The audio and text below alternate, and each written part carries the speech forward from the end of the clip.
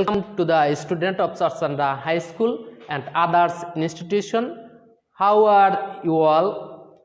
Today the subject of learning and reading is cash receipt journal and cash payment journal of cash book of accounting for class 10. নগদ প্রাপ্তি জাবেদা cash receipt journal. আমরা প্রথমে জানব নগদ প্রাপ্তি জাবেদা কাকে বলে বা নগদ প্রাপ্তি জাবেদাটা কি। কোনো ব্যক্তি বা প্রতিষ্ঠানের অন্তর্নিহিত যে পরিবহন বা আভ্যন্তরীণ যে প্রকাশগুলো ঘটে বা অর্থের লেনদেন হয় বা যে টাকাগুলো আসে, এটা যখন কোনো লেনদেন নগদ প্রাপ্তি অথবা নগদ প্রাপ্তির সমপরিমাণ লেনদেনে অন্তর্ভুক্ত হয়, তখন যে জাবেদা লিপিবদ্ধ করা হয় তাকে নগদ প্রাপ্তি জাবেদা বলে। নগদ প্রাপ্তি জাবেদা আমরা কখন করি, কি কারণে করি? কিছু কিছু প্রতিষ্ঠান আছে নগদান বই লিপিবদ্ধ না করে নগদ প্রাপ্তি জাবেদা এবং নগদ প্রদান জাবেদা তৈরি করে বা রাখে। এই নগদ প্রাপ্তি জাবেদার মধ্যে তাহলে কি জানা যাবে? একটা প্রতিষ্ঠানে কোনো ব্যবসায়ের শেষে কোন কোন লেনদেন থেকে নগদের খাত আসছে সেটা আমরা ভিন্ন ভিন্নভাবে জানতে পারবো। এখন আমাদের এই নগদ প্রাপ্তি জাবেদা আমরা কিভাবে তৈরি করব? প্রথমে নগদ প্রাপ্তি জাবেদা তৈরি করতে হলে আমাদের শখে 8টি ঘর থাকে। যেমন ঘরগুলো আমরা একটু দেখব। 1 নম্বরে আসবে তারিখ, 2 নম্বরে ক্রেডিট হিসাবের খাত,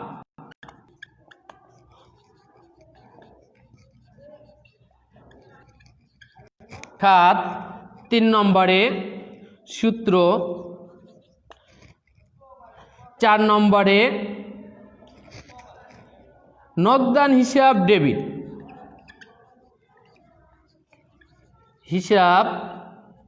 ডেবিট, 5 নম্বরে বাট্রা হিসাব ডেবিট, 6 নম্বরে বিক্রয় হিসাব ক্রেডিট, 7 নম্বরে দেনাদার হিসাব ক্রেডিট, 8 নম্বরে অন্যান্য।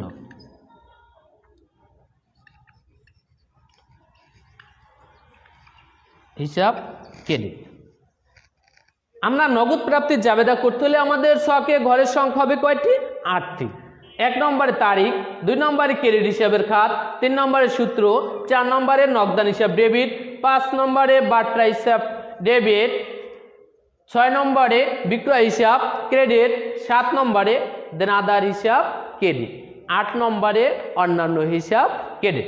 এখন এই নগদ প্রাপ্তি জাবেদার করার জন্য শখে ঘরের প্রত্যেকটা সংখ্যা আমরা কিভাবে কেন ঘরে হিসাবগুলো লিপিবদ্ধ করব তা আমাদের একটু দেখতে হবে। আমরা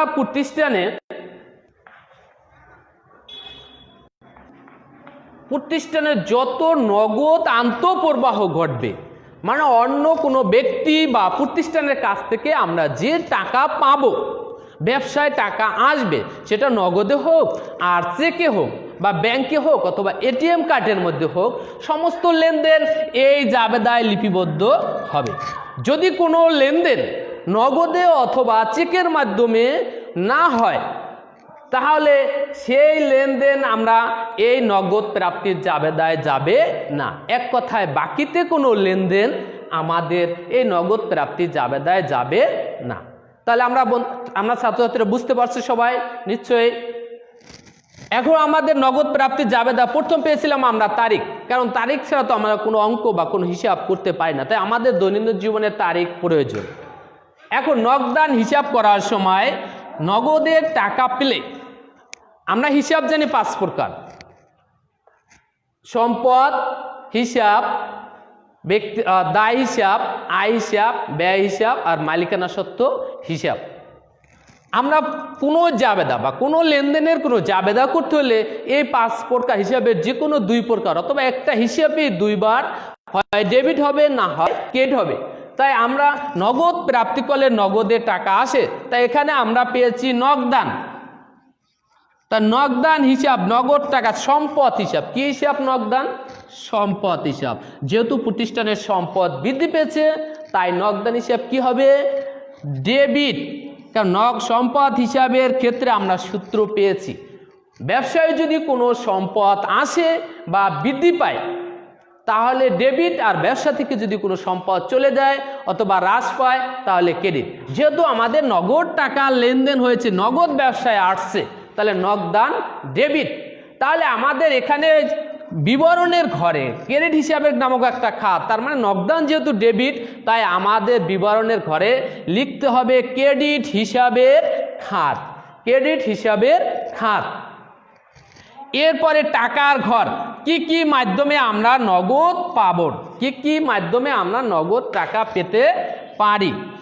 1 নম্বরে থাকবে যে কোনো পণ্য বিক্রয় করলে, যে কোনো পণ্য বিক্রয় করলে আমরা যদি নগদে হয় তাহলে অবশ্যই নগদ টাকা পাবো, তাহলে বিক্রয় হিসাব থেকে আমরা টাকা পেতে পারি। 2 নম্বরে পেতে পারি যদি ধারে অথবা বাকিতে কোনো পণ্য বিক্রয় করি, যখন সে টাকাটা পরিশোধ করে দেবে তখন টাকাটা আমার ব্যবসায় আসবে, অর্থাৎ দেনাদারের কাছ থেকে নগদ টাকা প্রাপ্ত, তখন আমার নগদান হিসাব ডেবিট আর ওই দেনাদারকে, তখন দেনাদারের কাছ থেকে টাকা পেতে পারি। দেনাদার। 3 নম্বরে আমরা টাকা পেতে পারি ব্যবসা থেকে যদি কোনো সম্পদ বিক্রয় করা হয়, কোনো সম্পদ বিক্রয় করা হয় তাহলে অবশ্যই আমরা টাকা নগদে বিক্রয় করলে নগদে পাবো, চেকের মাধ্যমে বিক্রয় করলে তাও আমার ব্যাংকে জমা হবে। তাহলে আমরা কি লিখতে পারি সেই হিসাবে? যে কোনো সম্পদ, অর্থাৎ যেমন আসবাবপত্র বিক্রয়,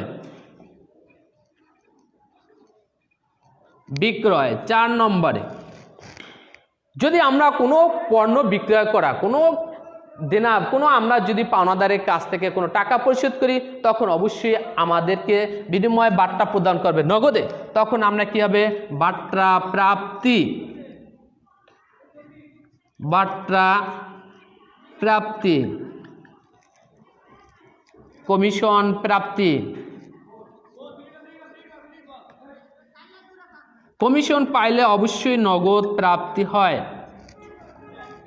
উপভাড়া প্রাপ্তি, উপভাড়া প্রাপ্তি। ছাত্রছাত্রীরা তোমরা লক্ষ্য করবে আমাদের এখান থেকে বিক্রয় বাবদ আমরা টাকা পেতে পারি, দেনাদারের কাছ থেকে আমরা টাকা পাবো, আসবাবপত্র বিক্রয় করলে টাকা পাবো, বার্তা পেলে আমার নগদ টাকা আসবে, কমিশন পেলে আমার নগদ টাকা আসবে, উপভাড়া হলে আমাদের নগদ টাকা আসবে। কারো কাছ থেকে আমরা যদি ঋণ গ্রহণ করি, কি গ্রহণ করব? ঋণ, তাহলে অবশ্যই আমার ব্যবসায় টাকা আসবে। তাহলে কি হবে? ঋণ গ্রহণ। এগুলো যখন আমরা টাকা পাবো তখন নগদান ডেবিট, আর বাকি এই হিসাবগুলো প্রত্যেকটা হিসাবে যখন আমরা টাকা পাবো তখন এই হিসাবগুলো কি হবে? ক্রেডিট। কি হবে? ক্রেডিট। যখন আমরা একটা জাবেদা করব তখন এতগুলো টাকার ঘর লেখা সম্ভব নয়, তাই আমাদের যেটা মূল ভূমিকায় পালন করবে, যেমন পণ্য, আমরা একটি ব্যবসায়ের মূল উদ্দেশ্য হচ্ছে মুনাফা অর্জন। মুনাফা অর্জন ব্যতীত কোনো লেনদেন, কোনো ব্যবসায় টিকে থাকতে পারে না। এই মুনাফা অর্জনের জন্য আমাদের কি করতে হবে? পণ্য সঠিকভাবে ক্রয় করতে হবে, স্বল্প মূল্যে ক্রয় করে তা অধিক মূল্যে যদি বিক্রি করতে পারি তাহলে আমরা অধিক মুনাফা অর্জনে সফল। আর যদি অধিক মুনাফা অর্জন সফল হয় তাহলে আমরা ব্যবসায় সঠিকভাবে লাভ অর্জন হবে, আর আমরা ব্যবসা টিকে থাকবে। ভবিষ্যতে প্রতিযোগিতার মুখে আমরা প্রতিযোগিতা করতে পারবো। তাই মেন যে বিষয়টা থেকে আসে, নগদে বিক্রয় করলে এখন এই বিক্রয় দেনাদার, এখন প্রত্যেকটা হিসাব লেখা সম্ভব নয়, তাহলে বিক্রয় হিসাব এবং দেনাদার হিসাব ব্যতীত অন্য যে হিসাবগুলো আছে এই হিসাবগুলো একত্রে আমরা অন্যান্য হিসাব লিখতে পারি। অন্যান্য হিসাব, তাহলে অন্যান্য হিসাব হবে ক্রেডিট।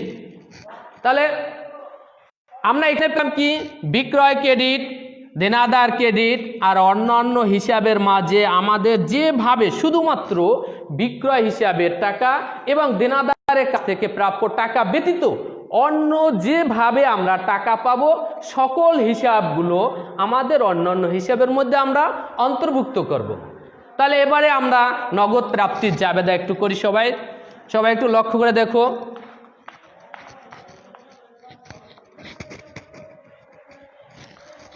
আগে আমরা অঙ্কটা একটু সুন্দর করে পড়ি। জনাব খলিলুর রহমানের 2020 সালের জানুয়ারি মাসের লেনদেন সমূহ নিম্নরূপ। জানুয়ারির 1 তারিখে নগদ তহবিল 20,000 টাকা। জানুয়ারি 5 তারিখে আছে রতনবাবুর কাছ থেকে 10,000 টাকার পাওনা পূর্ণ নিষ্পত্তিতে 9,500 টাকা পাওয়া গেল। এখানে আমি তার কাছে টাকা পাবো 10,000, নিষ্পত্তি মানে পেয়েছি আমি 9,500, তাহলে বাকি টাকাটা তাকে আমাকে ছাড় দিতে হচ্ছে। আর এই ছাড় টাকাটা হিসাবে বাট্রা হিসাবে হবে, বাকি টাকাটা বাট্রা প্রদান করতে হয়েছে। তাহলে আমি যেহেতু 10,000 টাকা পাবো, পেয়েছি 9,500 নগদে আসছে, আর বাকি টাকাটা আমার বাট্রা হিসাবে প্রদান করা হয়েছে। হুমায়ুন সাহেবের কাছ থেকে নগদে 25,000 টাকার পণ্য বিক্রয় করা হলো। যেহেতু নগদে পণ্য বিক্রয় হয়েছে, তাহলে আমার নগদ প্রাপ্তি জাবেদার মধ্যে অন্তর্ভুক্ত হবে। এখন নগদ প্রাপ্তি জাবেদার মধ্যে অন্তর্ভুক্ত হবে বাদশাহ সাহেবের কাছ থেকে পুরাতন কম্পিউটার বিক্রয়। পুরাতন কম্পিউটার আমার পণ্য বিক্রয়ের মধ্যে অন্তর্ভুক্ত হবে না, কারণ এটা আমাদের পণ্য নয়, এটা সম্পদ ছিল। তা ব্যবসা থেকে কোনো সম্পদ বিক্রয় করলে সেটা পণ্য বিক্রয়ের মধ্যে অন্তর্ভুক্ত হবে না। তাহলে আমাদের এটা কি হবে, অন্যান্য হিসাবের মাঝে অন্তর্ভুক্ত হবে। নগদ টাকা তো আসবেই, আর বিনিময়ে অন্যান্য হিসাবের। এবার বলছি ইয়াকুব সাহেবের কাছ থেকে 50,000 টাকা ঋণ গ্রহণ। যেহেতু ইয়াকুব সাহেব 50,000 টাকা ঋণ দিয়েছে, তাহলে ঋণ দেওয়া মানে আমার ব্যবসা প্রতিষ্ঠানের নগদ টাকা আসছে, তার নগদ টাকা বৃদ্ধি পেয়েছে, তাহলে অবশ্যই নগদ প্রাপ্তি জাবেদার মধ্যে অন্তর্ভুক্ত হবে। এরপর আছে এখন 1 জানুয়ারি তারিখে একটা এন্ট্রি আছে নগদ তহবিল। এই এন্ট্রিটা আমার নগদ প্রাপ্তি জাবেদার মধ্যে অন্তর্ভুক্ত হবে না। কেন? আমরা গত বছরে জানুয়ারি, তার মানে তার আগের বছর 2019 সালের ডিসেম্বর মাসে যখন আমরা নগদান হিসাব করেছিলাম বা নগদ প্রাপ্তি জাবেদা করেছিলাম, তখন আমাদের একটা বছরের শেষে যত নগদ আন্তঃপ্রবাহ আর নগদ বহিঃপ্রবাহ থাকবে, এই দুইটার পার্থক্য হলো নগদ ব্যালেন্স। তা এই নগদ তহবিল মানে গত বছরের ব্যালেন্স থাকার কারণে এটা আমাদের নগদ প্রাপ্তি জাবেদার মধ্যে অন্তর্ভুক্ত হবে না। তো কাজে এই নগদ তহবিলের মধ্যে যদি এটা অন্তর্ভুক্ত না হয়, তাহলে আমাদের এটা নগদ প্রাপ্তি জাবেদায়ও যাবে না। এখন আমরা সবাই নগদ প্রাপ্তি জাবেদা কিভাবে করতে পারি তার ছক আগেই আমি বলেছি, যে নগদ প্রাপ্তি জাবেদা করতে হলে ছকে 8টি ঘরের সংখ্যা হয় 8টি। আর একবার বলে, প্রথমে তারিখ, তারপর ক্রেডিট হিসাবের খাত, সূত্র, নগদান ডেবিট, বাট্রা ডেবিট, বিক্রয় ক্রেডিট, দেনাদার ক্রেডিট আর অন্যান্য হিসাব ক্রেডিট। আমরা এখন অঙ্ক করার জন্য প্রথমেই লিখতে হবে ক এর সমাধান।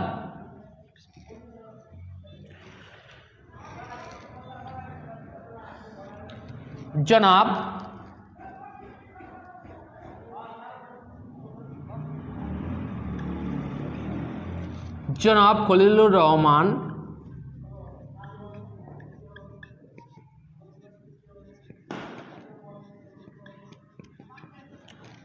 খলিলুর রহমান এর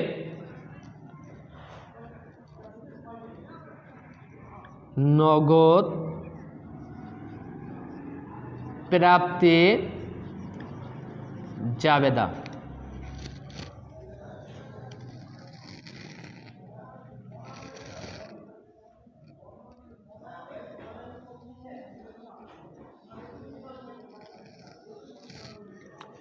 ছকে ঘরের সংখ্যা হবে 8টি। তারিখ, এখানে 5টা টাকার ঘর।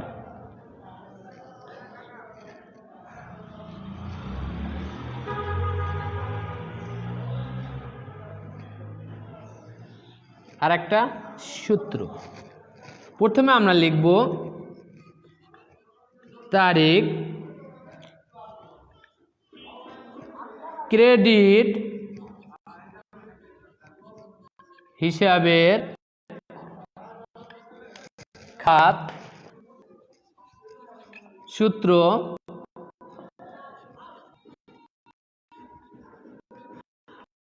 নগদান হিসাব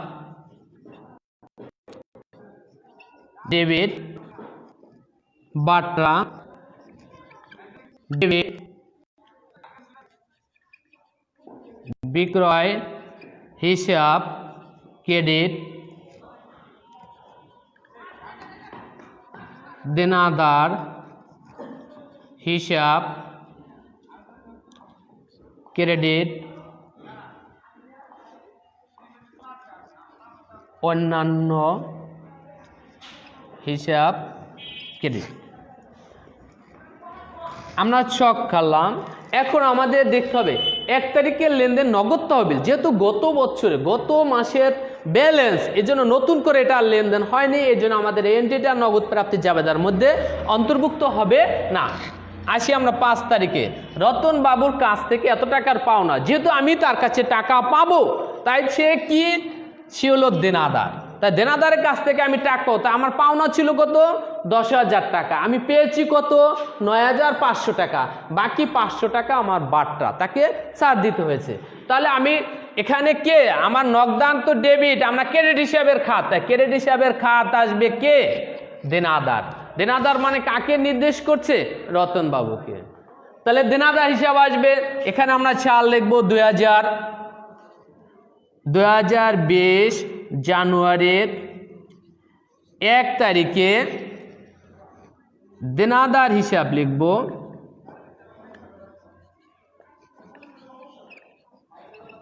দেনাদার হিসাব, সে দেনাদারে কত টাকা পাওনা ছিল 10,000, তাই আমরা দেনাদারের ঘরে 10,000 টাকা লিখব। এই 10,000 টাকার মধ্যে আমি পেয়েছি 9,500, তাই 9,500 যেহেতু নগদ পেয়েছি 9,500 নগদের ঘরে, বাকি 500 টাকা আমাকে ছাড় দিতে হয়েছে, তাহলে বাট্টার ঘরে 500।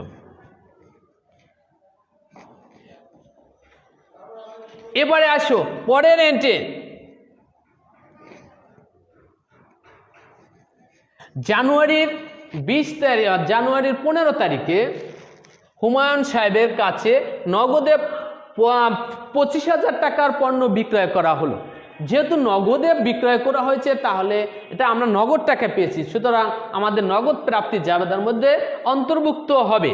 তো পণ্য ক্রয় বিক্রয় করে যখন নগদে বিক্রয় বা ক্রয় হয় তখন সেই দেনাদারের আর প্রয়োজন হয় না, কারণ আমরা নগদে বিক্রয় করলে তার নাম লিখে রাখি না, তাই আমাদের এখানে নগদ আর হলো বিক্রয়। তাহলে যেহেতু আমরা পণ্য বিক্রয় করেছি কত তারিখে 15 তারিখে, তার নাম লিখতে হবে বিক্রয় হিসাব।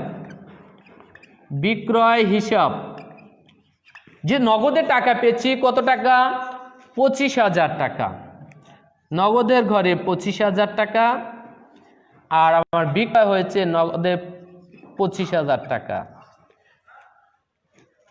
এরপরে বাদশাহ সাহেবের কাছে পুরাতন কম্পিউটার বিক্রয়, এই কম্পিউটার আমাদের ব্যবসায়ের কাছে সম্পদ, এটা হলো অফিসের সরঞ্জাম, তাই অফিসের সরঞ্জাম হলে এটা পণ্যর মধ্যে অন্তর্ভুক্ত হবে না, তাই বিক্রয় হিসাবে আমার অন্তর্ভুক্ত হবে না, এটা অন্যান্যর মাঝে অন্তর্ভুক্ত হবে। তা অফিস সরঞ্জাম যেহেতু আমরা বিক্রি করেছি বাদশাহ সাহেবের কাছে পুরাতন, কিন্তু এখানে আমাদের কি কোনো নগদ কথার লেনদেন অন্তর্ভুক্ত হয়েছে, হয়নি। আমি লেখা আছে বাদশাহ সাহেবের কাছে পুরাতন কম্পিউটার বিক্রয়, কিন্তু এটা আমাদের নগদে অন্তর্ভুক্ত হয় না। আমি পূর্বেই বলেছি নগদ প্রাপ্তি জাবেদার মধ্যে কোনো নগদ লেনদেন, নগদ অথবা চেকে যদি লেনদেন না হয় তাহলে ওই লেনদেন আমার এই নগদ প্রাপ্তি জাবেদার মধ্যে অন্তর্ভুক্ত হবে না। তাহলে বাদশাহ সাহেবের কাছে পুরাতন কম্পিউটার বিক্রয় করছি 30,000 টাকা, সুতরাং এই এন্ট্রিটা আমার নগদ প্রাপ্তি জাবেদার মধ্যে অন্তর্ভুক্ত হবে না। যদি আমরা নগদে বিক্রয় করতাম অথবা চেকে বিক্রয় করতাম তাহলে অবশ্যই আমাদের এই এন্ট্রি নগদ প্রাপ্তি জাবেদার মধ্যে অন্তর্ভুক্ত হতো।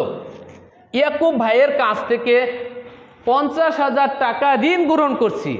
ইয়াকুব ভাই ঋণ দিচ্ছে, আমার প্রতিষ্ঠানে নগদ টাকা আসছে, তাহলে অবশ্যই নগদ প্রাপ্তি জাবেদা অন্তর্ভুক্ত হবে। তাহলে কার কাছ থেকে ঋণ নিয়েছি? ইয়াকুব ভাই। তাহলে আমাদের এখানে কত তারিখে? 30 তারিখে ঋণ হিসাব নগদে পেয়েছি, তাই নগদের ঘরে 50,000 টাকা এবং অন্যান্যর ঘরে 50,000 টাকা। প্রশ্ন থাকতে পারে তোমাদের, কেন ঋণ কেন অন্যান্য ঘরে? যেহেতু ঋণ কোনো বিক্রয় বা দেনাদারের মধ্যে, দেনাদার হিসাবের মধ্যে অন্তর্ভুক্ত হবে না, কারণ পণ্য বিক্রয় করলে তখন বিক্রয়ের মধ্যে, বাকিতে বিক্রয় করলে যদি সে টাকা প্রদান পাওয়া যায় তখন আমাদের দেনাদারের ভিতরে, আর এই দুইটা ব্যতীত অন্য যে কোনো লেনদেনে সংগঠিত হোক সেটা অন্যান্যর মাঝে অন্তর্ভুক্ত হবে। এখন আমাদের প্রত্যেকটা টাকার ঘরে যে টাকা হয়েছে তাই আমাদের টোটাল করতে হবে, মোট কত টাকা হয়। এখানে আছে 50, 25, 75,000 আর 9, তাহলে 84,500 টাকা। এখানে আছে 500, এখানে আছে 25,000 টাকা, এখানে আছে 10,000 টাকা, এখানে আছে 50,000 টাকা। আমাদের প্রত্যেকটা হিসাবকে ক্লোজ করতে হবে। ক্লোজ মানে যোগফল, টোটাল যোগফল নামানোর পরে নিচে পরপর দুটি টান দেওয়াকে ক্লোজ বলা হয়, বন্ধ করা।